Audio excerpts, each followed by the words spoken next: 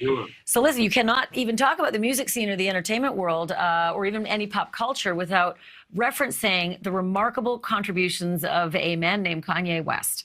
To some, he is the best thing that ever happened to both, and to others, he's a self-absorbed, egomaniacal rapper who for some reason thought he could be president. Regardless, there is a certain magic behind the name Kanye, or Yeezy, or Ye.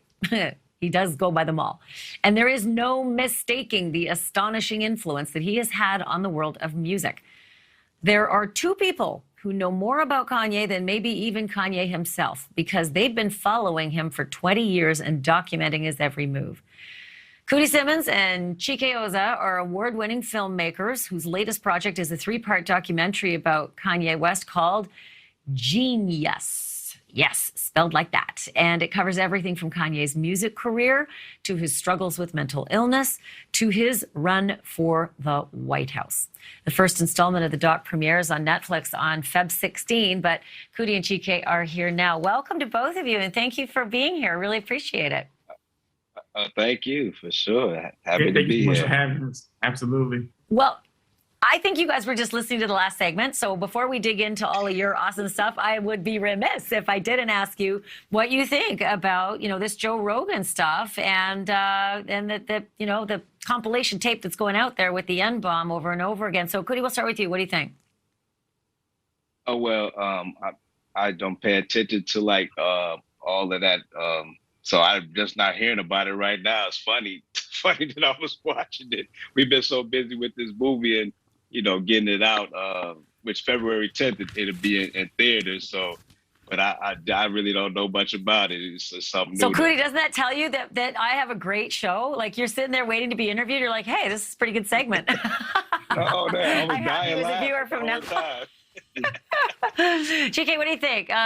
Here's a guy who has, millions and millions of followers and fans and listeners, and it surfaces that he's been dropping the N-bomb and thought it was okay to do so, and now has to come out and apologize, and Spotify's taken all those episodes now off and won't let anybody hear them, and, everyone's talking about it, and some people are mad and some people aren't.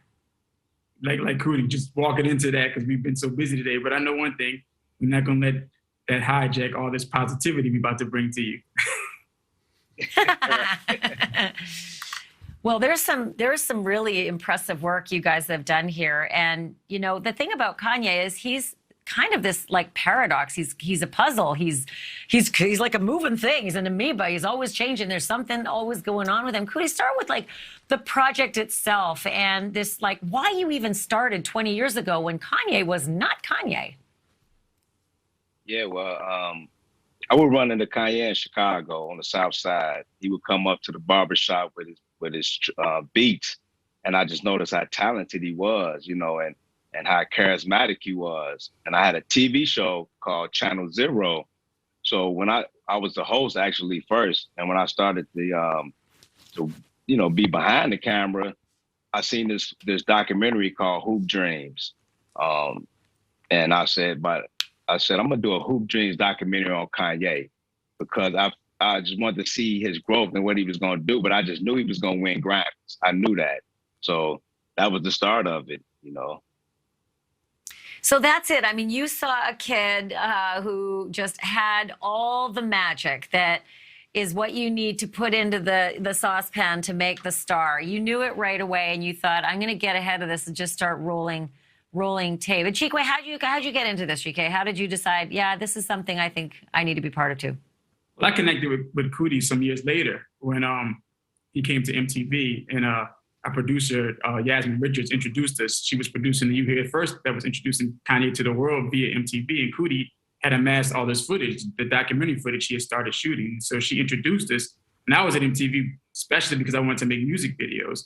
And that's how we connected. She introduced Coodie to me. We kicked it off for a little bit, and he called me when Kanye actually had a car accident. They going back to LA, and he called me on the phone. And he's like, well, we got this idea for this music video we want to do for Kanye. We don't have any money, but we got this idea. And I was like, come on, let's go. This is what I'm here for. And that started our relationship. But it's ironic that our relationship started off of the same footage that now 21 years we're bringing to you. He told me he had to have 100% trust in me, the same way he did when me and Chike got together and did Through the Wire, and and he had that 100% trust, you know. And when I came out, it just, you know, I didn't understand it, but I told him, I said, you know, God really got the final cut, you know. The story's still going on as we speak, but we have a beautiful doc. The doc is, you know, about everybody recognizing their genius. It's not Kanye being a genius. It's not me being a genius or Chike. We all have a genius in us. So that's the message for the doc. And God is like I say, Jesus direct and God right. So and when I seen him last in LA, he was excited about the doc. So well, Jesus and God make their way into a courtroom all the time because we always have to put our hands on a Bible and swear. So, Chike, let me ask you, is this something where Kanye is going to, you know, is he mad? Does he not think it's going to be, you know, a positive, beneficial to his image? Is he threatening? Is he sending cease and desist letters? Is he saying, I'm going to sue you if you release it? Like, what's the status of this in terms of where he's at? You know, I'm not sure, like I'm not in his head really, so I'm not sure exactly from his point of view. But for me, I mean, everything we're hearing from Kanye is what makes him such a polarizing person. We wouldn't even be, this documentary wouldn't be so highly anticipated. So it's not like we were caught off guard, you know. We're just excited to tell this doc, and we know the impact that it's gonna make. I haven't seen it yet, but everything I've been looking at, all the advance seems to like be pretty flattering. So he, you know, listen, you cannot be perfect. So you've got to allow documentaries to show the warts and all, if anyone's going to believe any of it. Guys, absolutely. I have to fit in a quick break, but I want to ask you after the break a little bit about, you know, Kanye's personal relationships. Certainly the Kim Kardashian story has been like huge, you know, all of a sudden it's pretty volatile and there's all sorts of things being said. And then there's that whole running for president business. Big question is, how much of it is real? How much of it is for show? And how much of it should we be worried about? All those questions coming up next.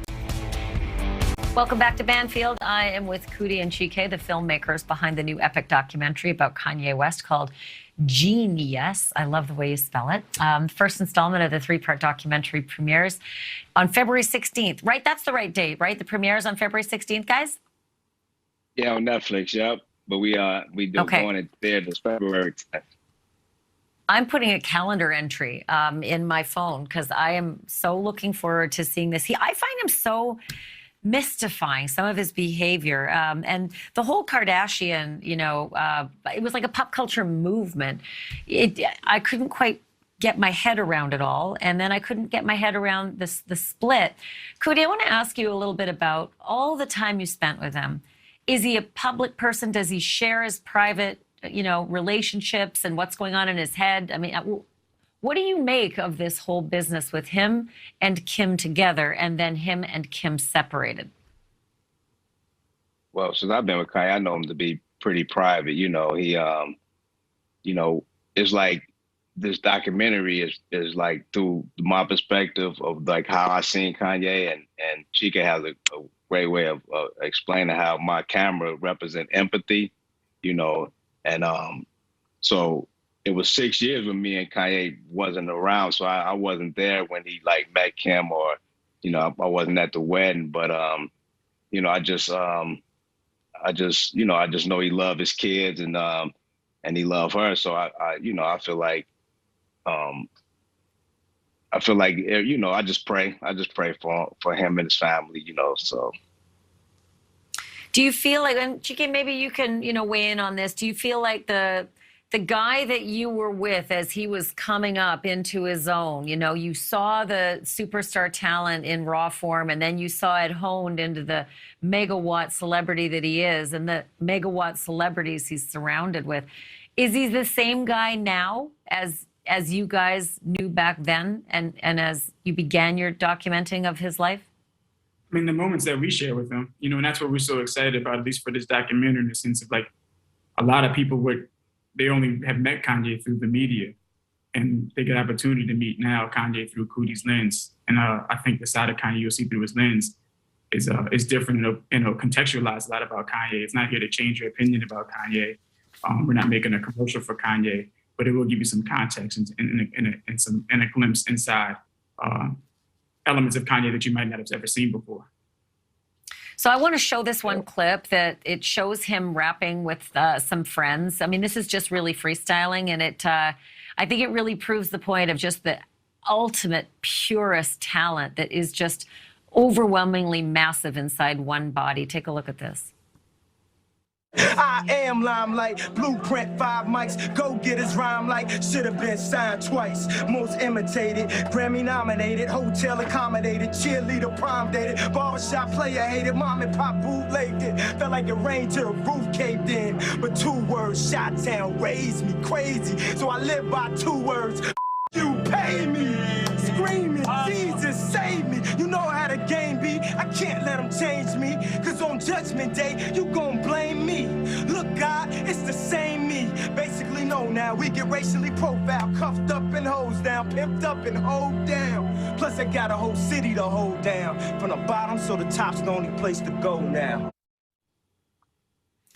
You can see the look on the faces of his friends, you know, and people in that room. They're all just a bit blown away because that was just riffing. I mean, it is really remarkable. Coodie, was that just standard? Was that just normal for him? He was just that good all the time? Well, on this scene, most def, this is first time hearing Kanye's verse. And, you know, Kanye would rap that way to anybody and everybody. It'd be 2 people in the room and he'll rap like there's a stadium full of people. You know, he's so passionate about his, you know, his talent. He's so passionate about the things that he has to say, the things he want to get out to the world. And then that just shows right here in this clip. You know, that's Wood Harris in the room from Chicago. So, you know, he's just that type of guy, man. And it's great to see him, you know, in that light. So, yeah, I mean, in that light, there's a bar on the bottom of the screen saying yes or no, is Kanye West a genius? And that answer is yes. When you look at that, there's just no question about it. And now I'm going to show another clip of him that I think a lot of news viewers were kind of like open-jawed and could not figure out what they were watching. It was Kanye in the Oval Office with President Trump. Let's take a look at that. I want to ask you about it on the other side. Take a peek. This is our president. He has to be the freshest, the flyest planes, the best factories, and we have to make our core be empowered. We have to bring jobs into America. Chike, that moment was just like, whoa. And, you know, he had admitted that he was suffering from bipolar, I think, in 2017. But his mental health seems to be a very big question. And certainly that Oval Office moment showed some very unusual behavior. What do you make of what is inside Kanye? And if maybe some of that mental struggle that he's had has been the root of some of his genius? I mean, I definitely can't speak on Kanye mentally. I'm no doctor or whatnot, but I definitely, you know, like a lot of amazing artists, you know, Kanye's a complex person. And again, I can never speak from what's going on inside of his mind, you know, but like I said, our documentary is here to bring color and context to just other sides of Kanye that you haven't seen before. And maybe some of that color you'll be able to, you know, get a better understanding of who he is as a person. Yeah. I can't wait. February 16th, everybody. It's called Jeenyuhs, the story of Kanye West. It's something to behold. Coodie and Chike, thanks for being here tonight. Thank you so much for having me. Thank you. Sure, peace. Yeah. Good to have you guys, and good luck with the doc. Thank you for watching. Click the red subscribe button below so you can get more of NewsNation's fact-driven, unbiased coverage.